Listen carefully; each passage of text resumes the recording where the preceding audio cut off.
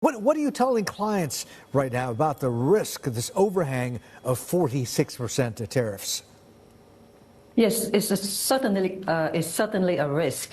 However, with the government's proactive policies in negotiating tariffs with the U.S. government and the stimulus policies in Vietnam to support the domestic economy, together with the longer-term policies of reducing reliance on the U.S. export market and increasing the importance of the private enterprises, we believe that Vietnam will be able to achieve a high GDP growth this year in the region of 6 to 8%, the 8% being the government's target and the 6 to 7% being the consensus forecast for Vietnam. Despite all of this uncertainty and despite the fact that we've seen foreign fund flows actually be a little bit touch and go with the markets, the retail market, the domestic market in Vietnam has remained quite robust. Can you give us an idea as to why domestic investors in Vietnam seem to be a bit more optimistic actually as compared to some of their foreign counterparts, and why that's perhaps playing a part in supporting market sentiment out there?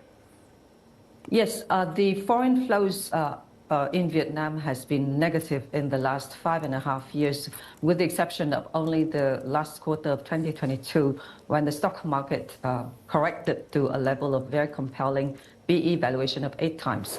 But at the moment, the forward PE valuation of Vietnam market is only 11 times, and again, is over 1 standard deviation below the mean. And in terms of the support, in terms of flow, it's been the foreign outflow has been completely offset by the retail inflow, which has been very positive as the Vietnamese investors are becoming wealthier. The rising affluence and the fact that the stock market's penetration in the Vietnam's economy is still very low. Only about 8 to 9% of the population actually have stock brokerage accounts. It means that there is actually more room for the domestic investor base to grow. However, we hope that in the future there will be more institutional investors coming to Vietnam.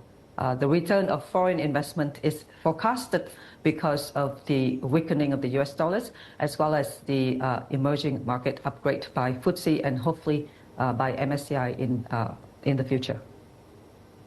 When we also took note of the fact that, again, one thing, despite the fact that we're seeing foreign funds shying away from Vietnam, it seems FDIs or foreign direct investments continue to stay quite optimistic. Where is the FDI coming from? And perhaps more importantly, why are foreign direct investors a bit more confident in Vietnam's long-term trajectory, ma'am? The FDI picture has been very positive, with registered FDI in the first 5 months of this year still increasing 51% year on year.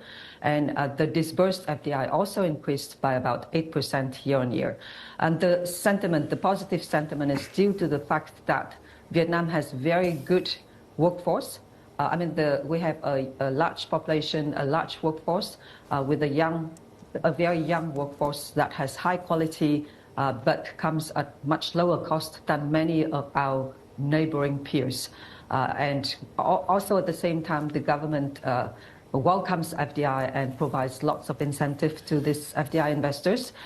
We are also committed to upgrade our supply chain in the future. I think the pressure from the US government is one thing, but internally, from the government's point of view, it's also very important to diversify our supply chain and reduce reliance on China in that aspect.